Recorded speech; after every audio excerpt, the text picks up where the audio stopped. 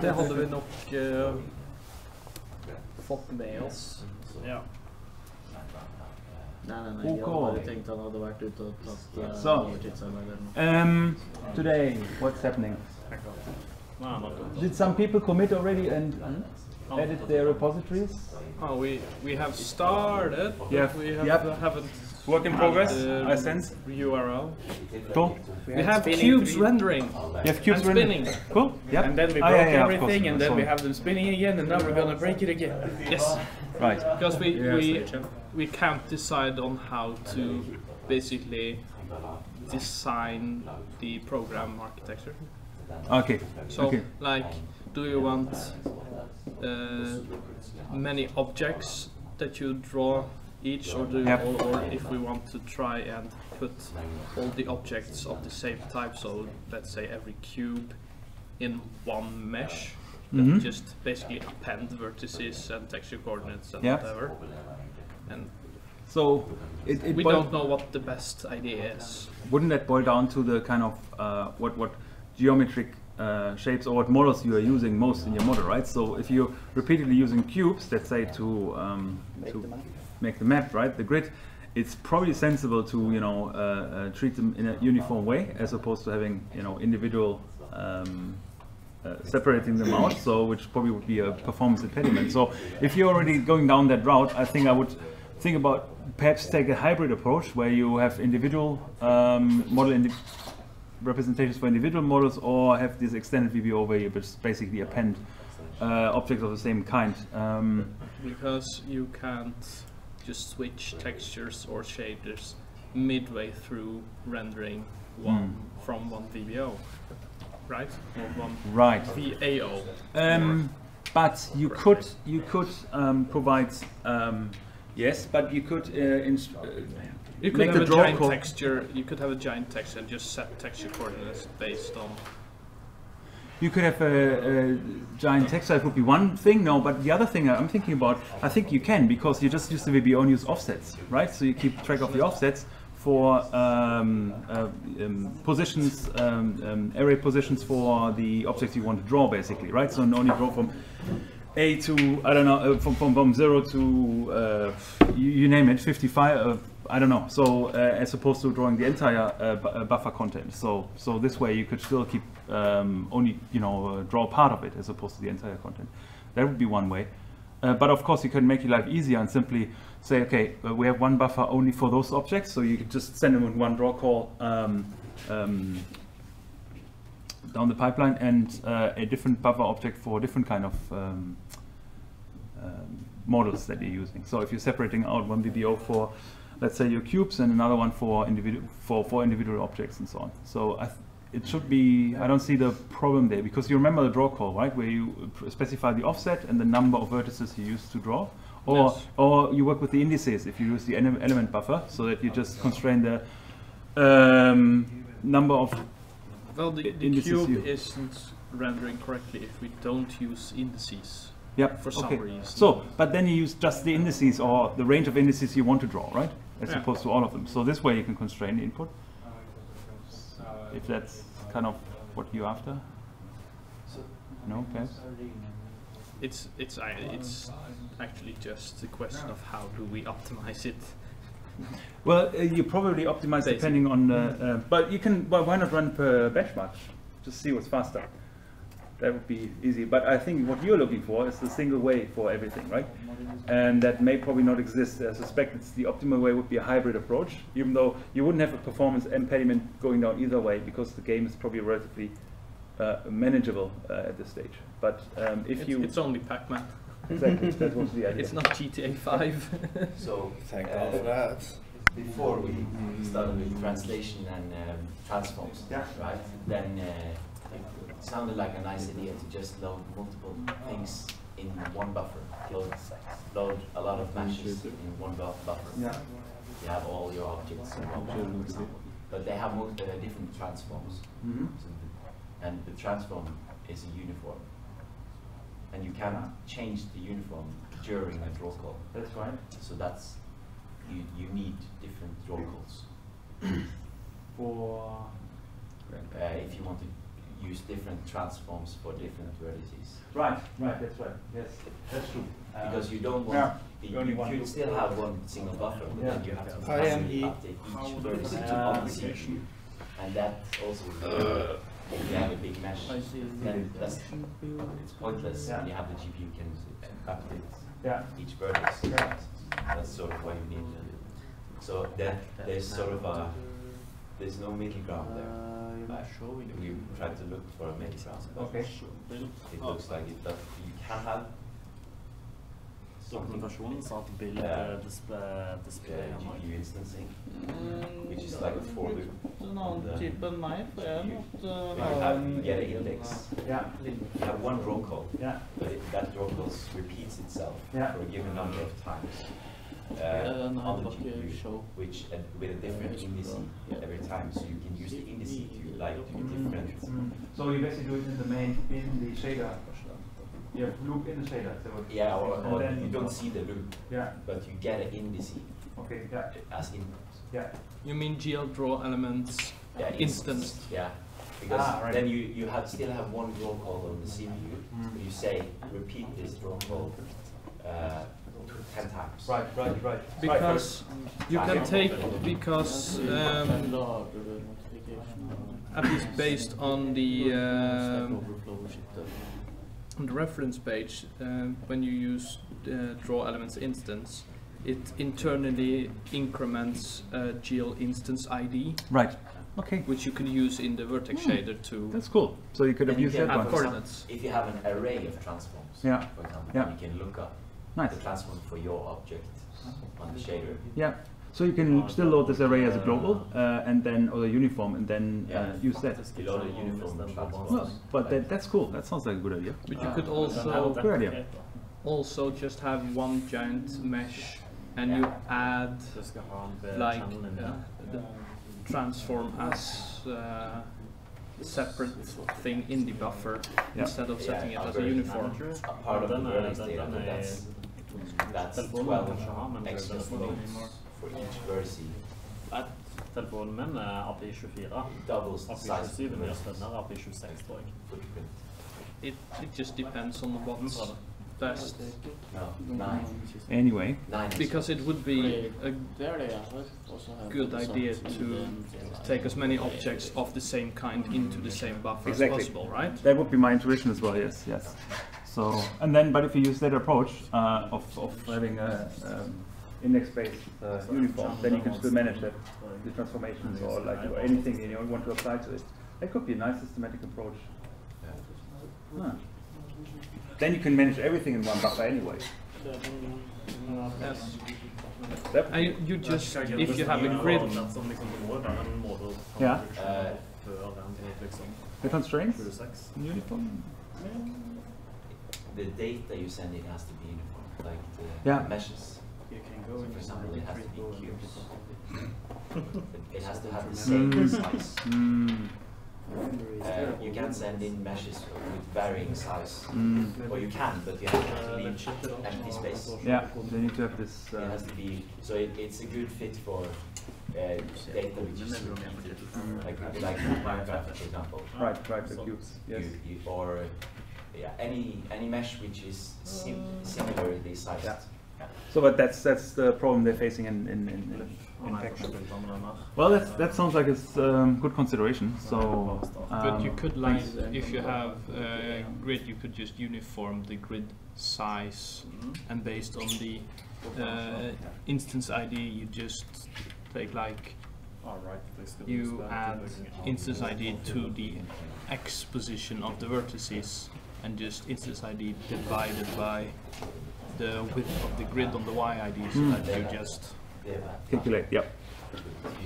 Of course, similar to the sprite sheets, but getting the coordinates. Yep. So before we get carried away on individual things, bigger picture. Number one. So if you haven't, please fill that up. And for the ones in particular that have individualized projects, please write them up and put them in your repo, so we still have an overview. So what we agreed upon, because otherwise it will change in a matter of minutes. So that's probably quite helpful. The other thing I wanted to you probably guys, was there any news recently that was probably of interest to you guys, especially if you are in any sort of aesthetically inclined or have interest in graphics? No? Oh no. What? Oh really? I don't know about No. There was actually it was day before yesterday. A nice demo for real-time ray tracing.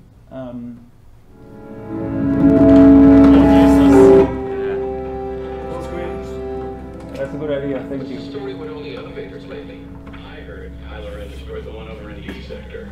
If you ask me, whoever in charge of this place should be transferred to Hawk. But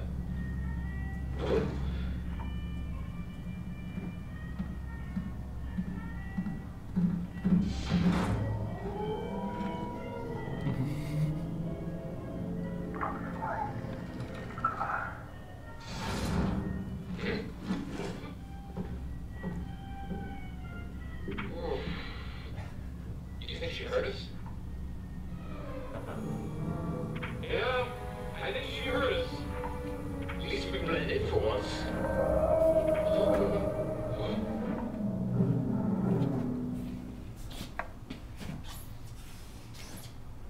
So yeah, basically a big step towards doing real-time ray tracing for games. You So should cancel it before it plays the next that's one. a good idea. Let's not do that comparison thing here. But the idea is basically to take the next step in terms of graphics to render in real time using ray tracing with a very high quality, right? So you can easily confuse that for a movie or anything else. But that would be something that's you guys want to keep an eye out on.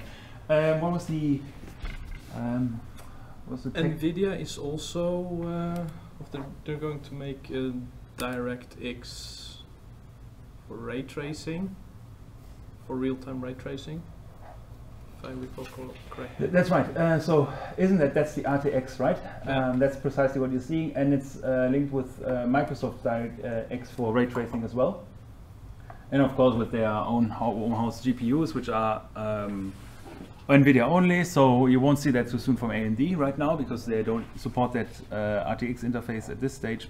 And I think they don't also neither support the Microsoft interface. So, but that seems to be the next stage to go. I think you probably need to save a bit to afford the necessary graphics hardware for that. But I think it's just a matter of time that we see that happening in the mainstream. Jonas? Is real-time ray tracing definitive thing, or is it the buzzword which can mean a lot of things? What do you mean the definite thing? Like everybody knows exactly what real-time ray tracing is. It's this one thing which they now can do, or is it just a branch of things? And they do the least minimal viable ray tracing possibly. Well, I mean, there's. Are you asking for a single, clear, unambiguous algorithm? Then probably the answer is no. That's right. So it depends on what their GPU architecture is, and possibly levels of detail you want to model, and so on, quality elements, right? Because their marketing department would probably say ray tracing, even though they're just approximating, they're getting really close. So okay. now it's, okay. Now it's ray tracing that's a good question. That's a good question. Like, is it ray tracing enough now? Okay, can we say it? Right. We'll always push. Yeah, that's I mean, if you, I like your challenging views, but given that it has been announced exactly that as a ray tracing approach, I think it would be pretty rough if it was to be debunked only to be some sort of other technique that approximates it, right? So, and I'm not even convinced that it would need to be ray tracing, only because it's ray tracing. If there's another technique that would, for example, we talked about photon mapping, right? There's an alternative an approach, right? If it was that pathway to go down, so basically model it from the light source as opposed to from the user's eye, then as long as the realism is high and close to I don't know.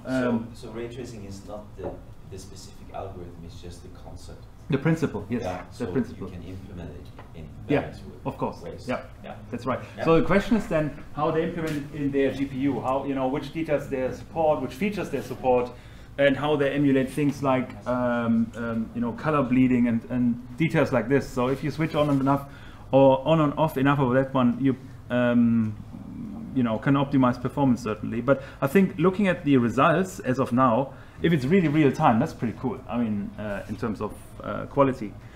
But on the other hand, it's also a bit creepy because you will soon not be able to differentiate between what's actually a game and what's actually real anymore in terms of 3D. Because it looked rendering. pretty. It looks like a movie, right? Yeah, it did. So that was pretty impressive indeed. But it only came up as like two days ago. They published this thing, so it's quite recent. But probably worthwhile keeping an eye on. So that may be actually the next big thing, I guess, to look forward to. But it moves away from OpenGL. So I think it was a very conscious choice of them to keep the draw distances very short. okay, Because Yeah. they were in a closed That's elevator. very good observation. And, when they were outside, Yeah, it was just heavy snow. yeah, So you only saw 1 meter. Yeah. If they went 2 meters, they Yeah. would probably crash good point. the GPU. Very good point.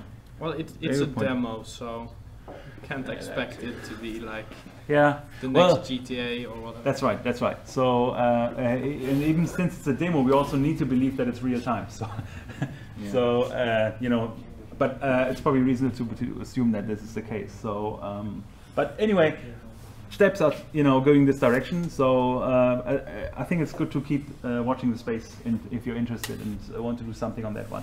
But it seems that you will need to learn a different graphics interface, most like the Microsoft one, for now. But it's just a matter of time until there's wider support for the facilities that are provided by those GPUs. I mean, in the end, it boils down not only having the interface, but obviously having the hardware. And if it becomes mainstream, then I think everyone will pull even and provide support for that. Cool. So the actual thing I wanted to talk about was shadows. So because we hadn't talked about this yet, and again, we are just highlighting some principles, because looking at the theory it becomes quite dauntingly deep. And of course, the currently the projects and also the exam will not require shadows. So if you want to feel like you're inclined to model it, that's pretty cool. But we probably would be happy enough if you have some sort of lighting representation in your projects. But to have realistic perception of you know, a 3D scene in particular, you need some kind of shadows, right? That's how we work. That's how our eyes are tuned. And but probably first things first, since it's somewhat conceptual, the idea is there, what is actually a shadow? Any intuitions? What would you describe as a shadow? Just to help us narrowing down what is not a shadow. And, lack of light. Lack of light, cool, yeah, that's one component, lack of light. I would rather say the contrast between light and dark. Contrast between, Well, yeah? So we don't actually have any direct light at the moment. Yeah. Because it's cloudy. So would you say there's shadows everywhere at the moment? Technically, the entire inside of this room is shadows. Well, outside too, because the sun isn't out. Yeah, so since it's cloudy, technically everything is shadows from the cloud layer. Yeah, okay. Yeah, cool. All right. I would actually say shadows is when you actually see a difference between two levels of light, and it's because it's blocked by an object. The usually. second interaction of light. That sounds closer to it, because in the first case we could still have the lighting effects, right? So a different color of material, different kind of material would probably not be considered as a shadow, but as a reflection on the material, right? So in this case it would still be effect of direct or indirect light. So, and it would still have this contrast element you're describing. Whereas I'm probably not using the right words, and I Okay. don't think I'm getting across my thoughts. But probably. you're probably going deeper than you probably need to. Yeah, Hint. probably. Any other views, points? Definitions are not that uniform, in fact. But the one I found and mucked around with, so it kind of fits our needs, is basically the idea is that volumes of space that receive no light or light that has been attenuated through obscuration, redirection, or transmission. So it kind of hopefully captures the essence. What do you guys think? right? So either you have light, no light, or some sort of obscuration. Any of the mechanisms that we have somewhat, heard about at least, if not even used. Obscuration being the most common one, that we have some sort of object that is in a way and basically obscures it. Redirection is the mechanisms that are applied, for example, based on refraction, reflection, and transmission. If we think about translucent materials, for example, which has also a shadow element, or can have a shadow element in it. Anyway, so shadows seem to be quite important for our human perception. In fact, most of our spatial perception operates on the idea of perceiving shadows, right? So we have a slight offset in our two optical sensors in our eyes, and this offset actually works best if there's some light source, because then we can perceive shadows and gauge distances based on that one. So depth perception is particularly sensitive to shadows, and of course we are quite flexible in terms of using shadows to infer, for example, sizes of objects based on experience as well, and basically use that to perceive shapes in most cases. And if we think about shadows, there are two kind of principal shadows we think about. One of them is the kind of plane shadow that is directly coming from an object, or it becomes a bit more confusing if we have parts of objects that is kind of obscuring itself. So we have secondary shadows that we'll see later based on different light sources. But obviously having a simple shape, silhouette, outline is the easiest way of modeling some sort of shadow. But oftentimes shadows are not just black and white. We don't have the sharp contrast, but they're actually rather a bit, how do you say, partially shadowed, for example. So we'll see that in a second, and obviously it's a function, as you guys said, of light sources. Talking about shadows, we actually had some concepts that were shadow-like. Do you guys remember that from the earlier lecture, I think, on textures? Yes. We had some concepts that kind of emulate ideas of shadows and give us a way of Bump maps?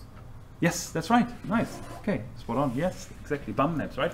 So simply by manipulating individual surface points with respect to their coloring and so on, we give the perception of a rough surface.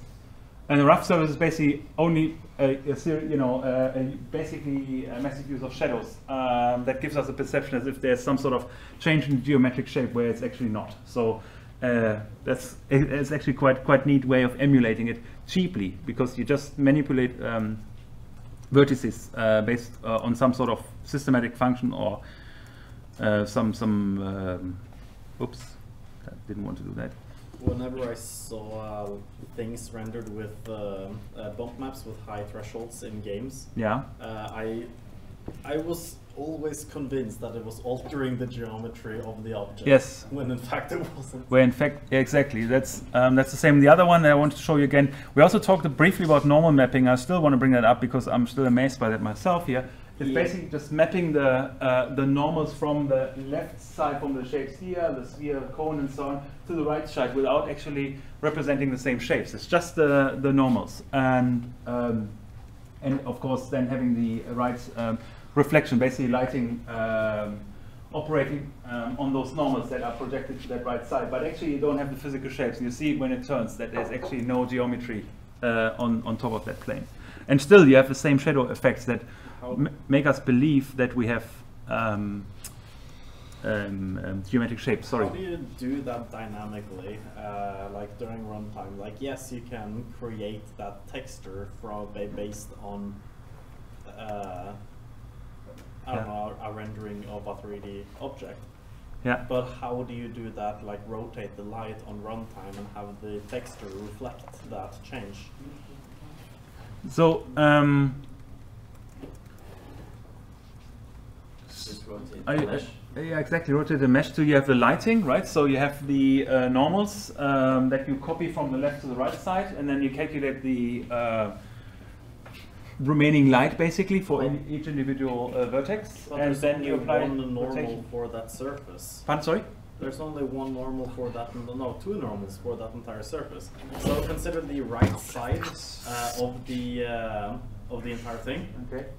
You know, with only the normal map, and then have that thing being made of two triangles, with each having one normal, and then having a texture on it, and a normal map. How does that normal map make the lighting appear that way? What am I missing? Because it's only 4 vertices, 2 triangles, a texture, and a normal map. That's all the components that are involved, and a light source that moves. That moves, exactly. Yeah, So- but does OpenGL just know what a normal map is, and you say, hey, this texture is a normal map? So basically, using the normal, it recalculates the angle of the reflection, right? So in which light is redirected. Yeah, Because but that was the it principal doesn't idea. know. You have to write the shader for it. Yeah. Oh, yeah. But does the normal map, like the pixels in the normal, or the texels in the normal map, reflect what, or describe how the light should be reflected? That's exactly it. You basically just run it through a calculation that redirects, I guess, the light. So is the value of the pixel determining the shape that the normal map is emulating? Yes. Since Okay, the so- pixel the only color has 3 value, or yeah. 4 values, Yeah. which can all be one from 0 to 255. Yeah. How is that translated into that? Since it's doing some magic where 4 numbers is transferred into how the lighting moves when you move a light source. Yeah, but remember when we talk about lighting, the only thing it actually does is just that the brightness of the particular vertex is affected, right? Based on the incident light, and it's basically multiplied by the color that the RGBA components that we have in our for this particular position. So on this, based on this, you simply retain the color but change the brightness, right? So and that depends on the incoming lighting and with respect to the normal of the with respect to the normal of that shape copied onto that bright shape, and then basically you have the same lighting effects or same brightness you have on the left side, on the right side as well. Not sure what I'm missing. Is there anyone that can clarify it better? Who? Not that. Who? So the shader knows the direction of the light. Yeah. So even though the normal map is static, it can sort of rotate it. Exactly. Based on the direction. Exactly. Right. It's So just by math, like this, when direction comes from this. But it still reflects the light as if it was a flat surface. Like the reflection doesn't change, but the light, like the brightness value of the that's surface. right. The key thing is, okay, the reflection doesn't change, but the normal is copied. So the normal is, that's not a plane, right? So right now, from a reflection point of view, it would emulate the normals that you, for example, have on the left side here, Would right? that change the angle of reflection? Yes. How?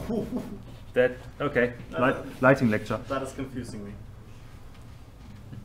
me. We discussed that thing in the Yeah. lighting lecture. Right. First slide of the lighting lecture. So, that probably works. So there you go. So if we play with the normal, shift the normal, then the reflection will change as well, right? So if the surface, the emulated surface normal changes, then the reflection will change as well. So for example, if you change the normal here, you suddenly have a reflection that's pointing this direction, right? So the 4 components of the texel is representing a vector.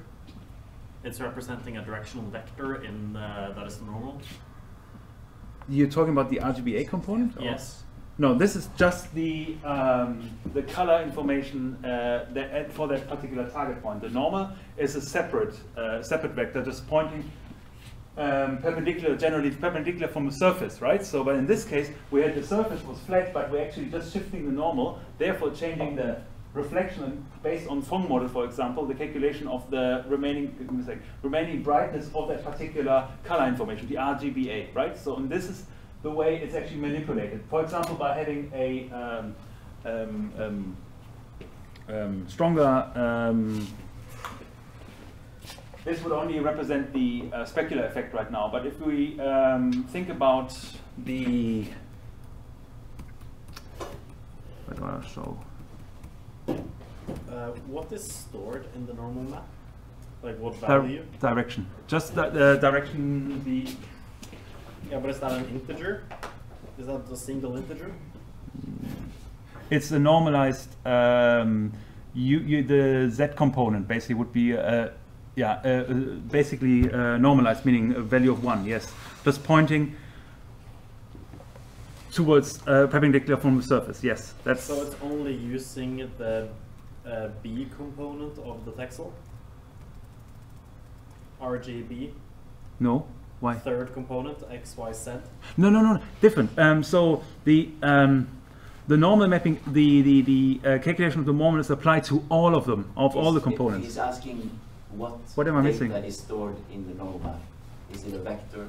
In normal map.jb, like PNG, what is stored in an individual texel, that's the shader then uses.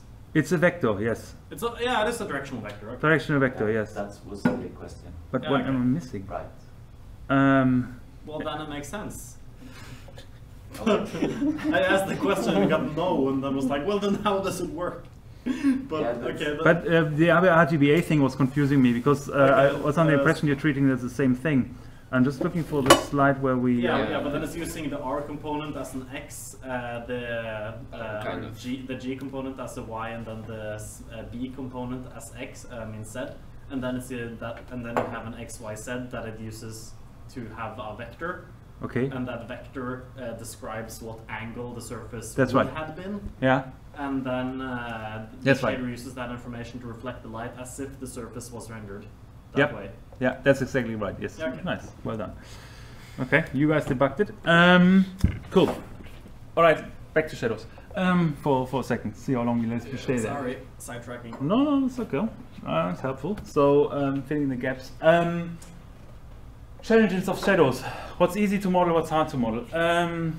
So the issue with shadows is that we're dealing with incident light and lighting direction, different types of lights. Directional lights, point lights, spotlights, and area lights. But then also obviously there's some sort of obscuration of an object. So in this case, it's quite straightforward that we have a directional light which we treat for which we treat the distance infinite, so meaning they have parallel rays de facto. And then if we have only that light source, then it's relatively straightforward to just model the shadow that is actually projected on a given plane, for example, right? So it's the hard shadow idea. Similar to point lines, the only difference there is that the angles need to be calculated on this single coordinate of the light source. Of course, it gets a bit messier when we have light sources like that, area light sources that have a, not just point light sources, but area light sources. And that's where things get a bit messier because suddenly we have soft shadows as well, right? So we not only have hard boundaries that is projected towards on the surface, but actually also the soft elements. And of course, if you want to push it further, I think that's probably one of the elements where you can tweak, for example, the real-time ray tracing is if you consider indirect lighting, right? So do you consider light that's actually bouncing off something that's in or outside of the view of the observer, right? So because suddenly then you actually find that the shadow is not so much differentiated between hard and soft, but it's actually soft throughout the entire object, depending on the distance of the obscuring object from the surface it is projected onto, right? So, so those are the challenges. So, easy, hard, in a nutshell. So, that's the key idea there. Fast, slow. Pardon? Fast, slow. Fast, yeah, fast, slow probably captures it quite well. Yes, right. Yes. I'm just wondering, possible, impossible? No, that's right. Well, this is definitely approximation here, whereas this one is fairly straightforward.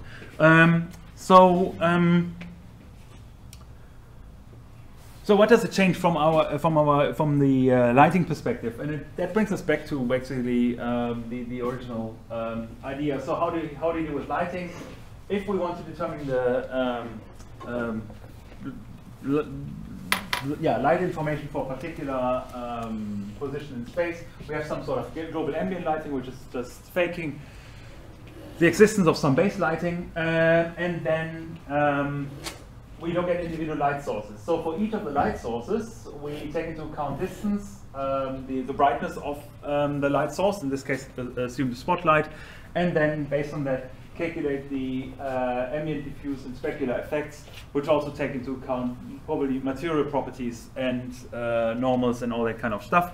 And the idea is that this is added for each, or applied for each light source, right? If you have multiple light sources, you need to calculate that light information for the individual point and add it up. Of course, if you have multiple light sources, you need to bear in mind that you are bounded by a maximum value. So you kind of need to normalize the light information so it actually makes sense. Meaning, if you have one single light and you have full illumination, then a second light won't make any difference anymore, right? So it's kind of bounded the brightness that the illumination that you can achieve. But fundamentally, that's the same, always the same idea without shadows. And with shadows, it's not too much difference. The only difference here is that we now also need to bear in mind what the shadow component is, and the distance and the light source that's available, and basically just add up the shadows projected onto particular onto a particular position from all different lights that you have. So basically you need to add up all the shadows and use that as a mechanism to change the illumination or reduce the illumination. Diffuse and specular components are only applied to the individual pixel, whereas, or texel in this, if you have a texel if you like, whereas ambient lighting is globally applied. So that's not part of the component for the shadow calculation. That's the key idea here. Yes, so the shadow thing here. The shadow boils down to being the component that is actually received at the surface or seen at the surface, right? For point lights, it's quite straightforward because we have hard boundaries. We can determine whether it's shaded or not. For area lights, that's a bit more complicated. There needs to be some approximation mechanism that allow us to determine, how hard the shadow is on, or how much light actually is received for that particular point. So that's the idea. Generally, in nearly all of the shadowing mechanisms, the idea is that we use some sort of ambient light to emulate indirect light. So you actually don't model the indirect or the indirect aspects of the lighting, but rather have some sort of ambient light that emulates this behavior. So that's kind of a shortcut for most algorithms, and there's a lot of them. But we'll see some of the principles of them. So what are the influence factors on shadows? We saw the light sources, quite straightforward. Direct versus indirect. Direct is relatively easy, indirect is relatively hard or impossible if you don't know the volume boundaries. So basically the walls, let's say, of a scene that you are modeling. Material characteristics. So here it just boils down knowing the material and knowing, for example, it's in how far it supports transmission of light information or refraction and so on. We didn't talk about this yet. It's something we need to do after the break. And of course, the complexity of the geometry you're dealing with. If you have a simple cube or coming back to the cube models, then it's relatively straightforward to calculate the shadows. If it's somewhat more complex polygons, or in worst case even multiple overlapping components, then it's getting a lot harder to calculate accurate shadows. That's something we'll see in a second. So for all the algorithms, or common limitations for algorithms is, not for all of course, but for the common algorithms is that transparency is not considered, indirect light is often not considered, atmospheric effects are also not strongly considered, and the actual wave properties of lights are completely ignored because we only work on the optical level. That's something most of the algorithms have in common. and fundamentally how the operation is, we need to do two things. If we have a want to emulate a shadow on a particular point in space, we need to figure out whether the object has some sort of shadow, and then, if possible, finding the extent to which light is actually received at that point, right? So those are two challenges, and some algorithms completely ignore the second bit and only concentrate on the first one. So just identify the whether an object is shadowed. Whereas opposed to the second one is actually taking into account the extent to which light is actually receiving the target position. Yep, Jonas. Is it correct to say that if the lighting model was perfect, we wouldn't need a shadow model? Because it would naturally produce shadows correctly. Like if we did full ray tracing, we didn't.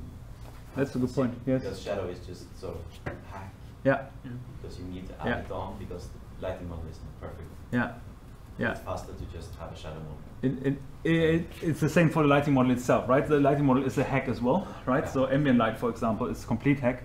Because again, if we wouldn't just approximate lighting, we wouldn't need ambient light because we could model all possible reflections and this is diffusion just effects. Like sort of plug-in to make it work. Yeah. Exactly. Yeah. So it's all shortcuts. I mean, it's an all approximation of modeling the real physical environment, but to do that, we actually only modeling the visible effects of that environment, as opposed to all the effects that happen within the interactions that happen in the physical environment. Good point. And you'll see that in the first shadow model, which is like actual hack. I think even the inventor now calls it a hack, and it's actually quite straightforward. So there's various ones. So either they work on particular objects, so they actually look at the object in space and calculate the shadows for those ones. The alternative would be to work on the image space, so work on the entire scene or visible part of the scene anyway, to calculate shadows, so different approaches there. And some hybrid approaches that both take into account the objects and the wider scene, or the complete image, and that includes ray tracing and the idea of shadow volumes. We talk about this briefly. We will not talk about any of the other ones. I think we look at one example. We exemplify this using one of each approaches from each of those categories there. But what I want to get across here is a large number of different approaches towards modeling shadows, and usually it boils down to performance. So, you know, how much time can you expend for just calculating shadows, especially if you have a large number of objects in your scene. That's us. Large number of objects. That was you exactly. Not that you need to model shadows, but large number is probably what your challenge is. And one concept that you guys just should have at the back, on top of your head, the back of your head, I guess. So it's not like, you know, super present but relevant. We talk about shadows is the Blind model, and it's referred to as planar shadows. Any intuition what's happening? Shadow is part of the geometry. Ah, okay, yeah. Okay. Mesh. So very straightforward. The idea is you need to know the light position, or its direction, like approximate light position. You need to know the geometry, let's say cubes, of course. It seems to be quite popular here anyway. So, and then you just calculate the or extend the ray that's pointing basically from a light source to the point P in this example. So, for example, the boundary of this cube, and extend it to a surface. Right. So the assumption is the entire planar shadows model works on the assumption that you're only working with a plane surface, so you don't have any unevenness of the surface. So it needs to be a plane, and you basically extend that ray towards the surface, and you keep track of this position. So yes, you have another geometry that's modeled on the surface itself with a height of 0, right? And that's precisely how it works. You basically draw the projected model or the translated model then that you use based on the point S in this example, where basically the light ray meets the plane, Yeah, and basically draw the same objects there again, but this time with a different color, and you see that the shadow is very uniform, and you don't. Yeah, so basically the shadow is quite uniform, relatively hard shadow effect, and quite simple. But again, the assumptions are hard. The assumption is that you have a plane surface, and that it's not a hard assumption, but the aspect that makes it a lot harder is if you have a object that's more complex in terms of its shape, for example. One problem with this is, especially if you use directional light, apparently it's quite easy to project to a area of a scene that's outside of your viewport, meaning you don't actually see it, right? So the idea is to, because if you have a large number of objects, you will easily be able to have to model those planar shadows for all those objects, but you need to find an efficient mechanism of actually ensuring that you only draw the ones you can actually see. And that's where the concept of the stencil buffer comes in. We haven't talked about this beast yet. And did anyone here himself look up about or read about the stencil buffer so far, or used it somewhere? No, good. Yeah, it doesn't. Well, or not so good. Doesn't matter. But you guys maybe have a better intuition of how to share it, possibly, than I may have. So the stencil buffer is basically, think about it like, well, the way I think about it is, in addition to the depth buffer that gives you the Z value, right? So distance of a particular point from viewer perspective, which is helpful to determine if something is in front or behind, some other object. The stencil buffer is basically a mechanism of cropping, say it with care, of cropping what you actually can see from a viewer's perspective, right? Think about it like a binary switch for each of the pixels to indicate whether they actually everything that's in the depth buffer is actually modeled to the screen. So